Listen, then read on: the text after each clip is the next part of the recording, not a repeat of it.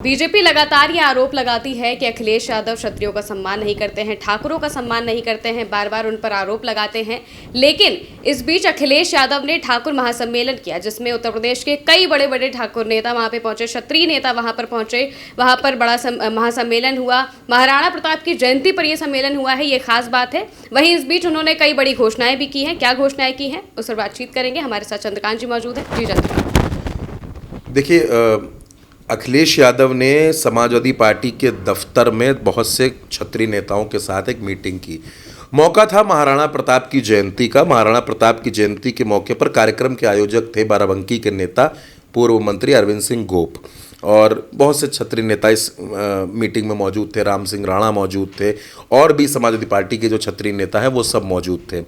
अखिलेश यादव ने इस मीटिंग में क्षत्रिय समाज के लोगों के साथ बैठक की, और अखिलेश यादव साफा पहने हुए नजर आए। बाकायदा उनको जो सम्मान होता है क्षत्रियों में, सम्मान स्वरूप उनको साफा पहनाया गया, और अखिलेश यादव ने वो साफा पहना। इसके बाद अखिलेश यादव जब पत्रकारों से बातचीत कर रहे थे तो पत्रकारों के अंदर बहुत से सवाल थे। सवाल लाजमी थे, क्योंकि बीते मैं कहूँगा कि 1.5 महीने में उत्तर प्रदेश में जो कुछ हुआ है, रामजी लाल सुमन की टिप्पणी, उसके बाद विरोध, हंगामा, प्रदर्शन, तोड़फोड़ जो उनके घर पर हुई, और पूरा जो एक विरोध देखने को मिला करणी सेना बनाम रामजी लाल सुमन का, तो उसमें अखिलेश यादव खुलकर रामजी लाल सुमन के साथ खड़े हुए। अखिलेश यादव रामजी लाल सुमन के घर पहुंचे। उससे पहले आपने देखा कि राम गोपाल यादव, शिवपाल यादव, ये लोग भी पहुंचे थे। डिम्पल यादव भी खुलकर रामजी लाल सुमन के साथ थी। तो उत्तर प्रदेश में भारतीय जनता पार्टी को एक ये नैरेटिव बनाने में आसानी मिल गई कि अखिलेश यादव क्षत्रिय विरोधी हैं, अखिलेश यादव क्षत्रियों का विरोध करते हैं। मैंने आपके साथ चर्चा में पहले भी इस बात को कहा है कि अगर अखिलेश यादव क्षत्रिय के विरोधी हैं तो अरविंद सिंह गोप समाजवादी पार्टी में क्यों हैं? अगर अखिलेश यादव क्षत्रिय समाज के, ठाकुर समाज के विरोधी हैं तो सुल्तानपुर में सोनू सिंह और मोनू सिंह समाजवादी पार्टी में क्यों हैं? बहुत से ठाकुर नेताओं को अखिलेश यादव ने अपनी सरकार में मंत्री बनाया था, चाहे वो अरविंद सिंह गोप रहे हों या उसके अलावा बड़े बड़े नेता रहे हों। ओम प्रकाश सिंह सांसद भी रहे और जमनिया से विधायक भी हैं। समाजवादी पार्टी में सांसद चंदौली से हैं वीरेंद्र सिंह। तो आप ये बताइए कि क्षत्रिय समाज का अपमान कहाँ पे हो रहा है? मुझे याद है अरविंद सिंह गोप उत्तर प्रदेश की सरकार में मंत्री भी हुआ करते थे और प्रदेश में प्रदेश महासचिव भी हुआ करते थे। बड़ी बड़ी जिम्मेदारियां उनके पास थी। अखिलेश यादव ने इसी नैरेटिव को तोड़ने की कोशिश की है, और मौका बिल्कुल खास था। महाराणा प्रताप की जयंती का मौका था, और जयंती के इस मौके पर अखिलेश यादव ने एक बड़ी घोषणा कर दी। अखिलेश यादव ने साफ तौर पर यह कहा, उन्होंने ऐलान किया कि समाजवादी लोग मिलकर 2027 में सरकार बनाएंगे, और हम ये वादा करते हैं कि पूरी दुनिया में महाराणा प्रताप की जितनी प्रतिमा लगी हैं उन सबसे बेहतरीन, उन सबसे शानदार, उन सबसे विशाल प्रतिमा हम लखनऊ में गोमती रिवर फ्रंट के पास महाराणा प्रताप की लगाएंगे। अब ये घोषणा जैसे ही हुई तो क्षत्रिय नेता तालियां बजाने लगे, अखिलेश यादव के नारे गूंजने लगे। अखिलेश यादव ने जो ऐलान किया है, ऐसा नहीं है कि मैं सिर्फ आपको बता रहा हूं, मैं चाहता हूं कि आप उनका वो ऐलान बतौर बयान सुन भी लीजिए, ताकि आपको ये पता चले कि अखिलेश यादव ने इस कार्यक्रम में क्या कुछ कहा। महाराणा प्रताप जयंती हर वर्ष इसी तरह मनाई जाती है। जहां कहीं भी हम लोग कार्यक्रम में होते हैं, या आज के समय पे जो सोशल मीडिया का प्लेटफॉर्म है, उसके माध्यम से भी हम लोग शुभकामनाएं और बधाई और लोगों से जुड़ने का प्रयास करते हैं। महाराणा प्रताप जी के बारे में कोई ऐसा नहीं होगा जो नहीं जानता होगा। वो हमेशा हमें और आपको प्रेरणा देते रहे हैं। त्याग, बलिदान, वीरता का, शौर्य का।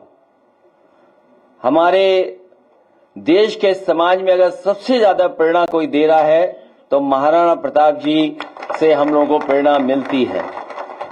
न केवल इस पीढ़ी को और आने वाली पीढ़ियों को भी इसी तरीके से प्रेरणा देते रहेंगे। जहां तक महाराणा प्रताप जयंती के शुभ अवसर पर सम्मान में हम लोगों ने 1 दिन का अवकाश दिया था, जयंती के अवसर पर छुट्टी की थी। आज हमारी मांग है सरकार से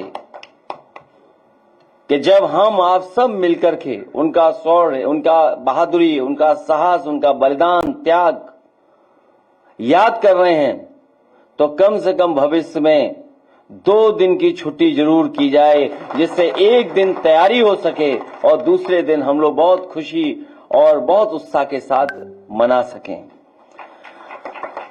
हालांकि चौराहे पर और जगह उनके सम्मान में प्रतिमा लगी है। जो लोग वहां से निकलते होंगे, जाते होंगे, तो हमेशा प्रेरणा लेकर के और इंस्पायर होकर के जाते होंगे। मैं आज के दिन लखनऊ की सबसे प्रतिष्ठित जगह जो भविष्य में बनेगी, न केवल लखनऊ की बल्कि देश की मैं कह सकता हूं, यही हमारा रिवर फ्रंट, जहां पर और महापुरुषों को हमने सम्मान देकर के उनके नाम पर पार्क बनाने की घोषणा की है। वहीं मैं आज अपने सभी लोगों को भरोसा दिलाता हूं कि देश की सबसे अच्छी प्रतिमा अगर कहीं लगेगी तो समाजवादी लोग मिलकर के इसी रिवर फ्रंट पर लगाने का काम करेंगे। न केवल उनके लिए प्रतिमा से सम्मान देने का काम करेंगे, वहीं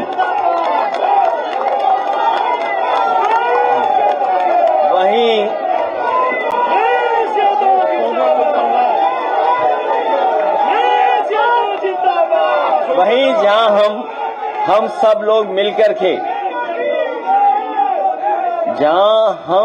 लोग मिलकर के आज ये संकल्प ले रहे हैं, समाजवादी सरकार बनने पर रिवर फ्रंट जो सबसे महत्वपूर्ण स्थान बनेगा, लोगों के जुड़ने का, लोगों के आने जाने का, लोगों को समय गुजारने का सबसे खूबसूरत जगह बनने जा रही है और बनेगी। न केवल उनके सम्मान में वहां पर सबसे सुंदर प्रतिमा लगेगी, बल्कि उनके हाथ में जो तलवार होगी वो चमकती हुई होगी, सोने की होगी। तो ये अखिलेश यादव का ऐलान है जो उन्होंने महाराणा प्रताप जयंती के मौके पर किया है। अब देखिए महिमा, इसमें दूसरा सवाल ये आता है कि अखिलेश यादव ने ये ऐलान किया क्यों, इसकी ज़रूरत क्या थी। देखिए अखिलेश यादव लगातार पीडीए की बात कर रहे हैं, पिछड़ा, दलित, अल्पसंख्यक की बात कर रहे हैं। हाल ही में उन्होंने ब्राह्मण समाज के साथ बैठक की जिसमें बहुत से नेता थे, पवन पांडे, अभिषेक मिश्रा और भी ब्राह्मण समाज के जो नेता हैं, आपके बलिया के सांसद सनातन पांडे भी इसमें मौजूद थे। यानी ब्राह्मण समाज को अखिलेश यादव ने साधने की कोशिश की और अब उसके बाद सीधे सीधे क्षत्रिय समाज को ये मैसेज दिया गया। दरअसल अखिलेश यादव की जो राजनीति इस वक्त है, जो मुझे समझ में आ रही है, अखिलेश यादव किसी भी जाति, किसी भी धर्म को छोड़ना नहीं चाहते। वो सभी को साथ लेकर चलना चाहते हैं। आपने इसके पहले भी देखा है कि अलग अलग जातियों के साथ उन्होंने मीटिंग की है। क्षत्रिय समाज उत्तर प्रदेश में क्यों ज़रूरी है, इसे भी समझना पड़ेगा। देखिए मैं एक बात पूरे विश्वास के साथ और अपने अब तक की समझ के आधार पर आपसे ये कह रहा हूँ कि क्षत्रिय समाज जिसके साथ रहते हैं तो खुल कर रहते हैं। क्षत्रिय समाज में जो नेता होते हैं वो कभी भी लुका छिपा खेल नहीं खेलते हैं। अगर वो भारतीय जनता पार्टी का झंडा उठाकर चल रहे हैं तो फिर वो भारतीय जनता पार्टी का झंडा उठाकर डंके की चोट पर राजनीति करेंगे, और अगर वो समाजवादी पार्टी के पक्ष में आ गए तो वो खुलेआम साइकिल चलाएंगे। ये नहीं कि इधर भी राजनीति करें उधर भी राजनीति करें। और इसका सबसे शानदार उदाहरण मैं आपको बताता हूं 2024 का लोकसभा चुनाव। 2024 के लोकसभा चुनाव में क्षत्रिय समाज नाराज हो गया क्योंकि पुरुषोत्तम रूपाला जो नरेंद्र मोदी की सरकार में मंत्री थे, बड़े नेता थे गुजरात के, उन्होंने टिप्पणी कर दी क्षत्रिय समाज को नाराज करने वाली। वो टिप्पणी चुभ गई क्षत्रिय समाज को, देश भर के क्षत्रिय समाज को, राजस्थान से लेकर हरियाणा, मध्य प्रदेश तक, पंजाब तक, जहां जहां क्षत्रिय समाज के लोग थे वो सब नाराज हो गए।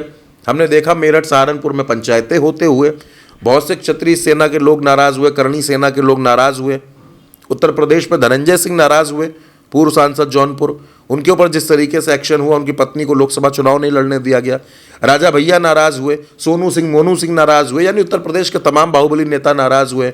नतीजा क्या होता है, सुल्तानपुर की सीट जहां सोनू मोनू का प्रभाव था, भारतीय जनता पार्टी चुनाव हार जाती है। जौनपुर की सीट, मछली शहर की सीट जहां धनंजय सिंह का प्रभाव था, धनंजय सिंह को अपने पाले में करने के बावजूद तो नाराजगी थी क्षत्रिय समाज की। जौनपुर और मछली शहर दोनों जगह भारतीय जनता पार्टी चुनाव हार जाती है और दोनों जगह समाजवादी पार्टी चुनाव जीतती है।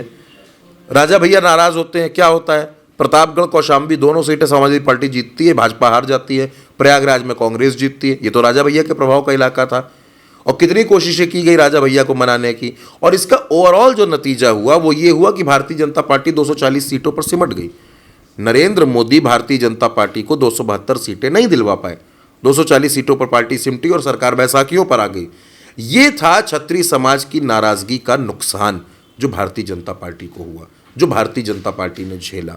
इसीलिए मैं आपसे कह रहा हूं, क्षत्रिय समाज जब नाराज होते हैं, जब इसके नेता नाराज होते हैं, तो ये खुलेआम जिसके साथ हैं उसके साथ रहेंगे और जिसके विरोध में है उसके विरोध में खड़े हो जाएंगे। आप देखिए ब्रजभूषण शरण सिंह का टिकट काटा गया, हालांकि उनके बेटे को टिकट दिया गया, लेकिन आजकल वो भी बड़े नाराज चल रहे हैं, उनकी भी नाराजगी सबके सामने आ रही है। तो कुल मिलाकर ये है कि अखिलेश यादव इस बात को जानते हैं कि क्षत्रिय समाज नाराज है, क्षत्रिय समाज भारतीय जनता पार्टी के साथ खुश नहीं है।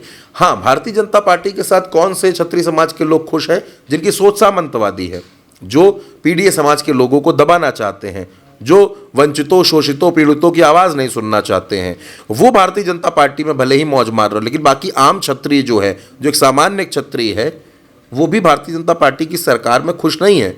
और अखिलेश यादव को ये पता है कि इस नाराज़गी को हमको भुनाना है। पीडीए के साथ साथ अगर ठाकुर और पंडित भी आ जाए तो ये जो कॉम्बो बनेगा ब्राह्मण, ठाकुर और पीडीए का, ये किसी भी राज्य में, किसी भी राज्य की राजनीति में एक बड़ा परिवर्तन लाने के लिए काफ़ी होता है। और मुझे ऐसा लगता है कि अलग अलग जातियों के साथ मीटिंग करने के बाद अब अखिलेश यादव ने ब्राह्मण ठाकुर की तरफ मूव किया है। आने वाले दिनों में आप देखेंगे कि वैश्य समाज, कायस्थ समाज, इनके साथ भी अखिलेश आपको मीटिंग करते हुए नजर आएंगे। बेसिकली देखिए महिमा क्या है कि पूरी लड़ाई जो है वो 2027 के चुनाव की है, कि 2027 के चुनाव में कौन बाजी मारेगा, और उसी के लिए अखिलेश यादव ये कसरत कर रहे हैं, ये मेहनत चल रही है। लगातार आप मीटिंग देख रही हैं, लगातार आप प्रेस कॉन्फ्रेंस देख रही हैं, और मुझे ऐसा लगता है कि आने वाले वक्त में अखिलेश यादव की जो ये रणनीति है, ये जो मीटिंग है, इसकी रफ्तार, इसकी धार और भी ज़्यादा बढ़ेगी। जी बिल्कुल। तो पीडीए समाज में अखिलेश यादव अब क्षत्रिय समाज को भी लाने की पूरी कोशिश कर चुके हैं। इसके लिए उन्होंने खास ऐलान कर दिया है, महाराणा प्रताप की मूर्ति बनवाने का ऐलान किया है। अब इससे उन्हें 2027 के विधानसभा चुनाव में कितनी मदद मिलेगी, ये आने वाला वक्त बताएगा। आप देखते रहिए भारत 1 सोच।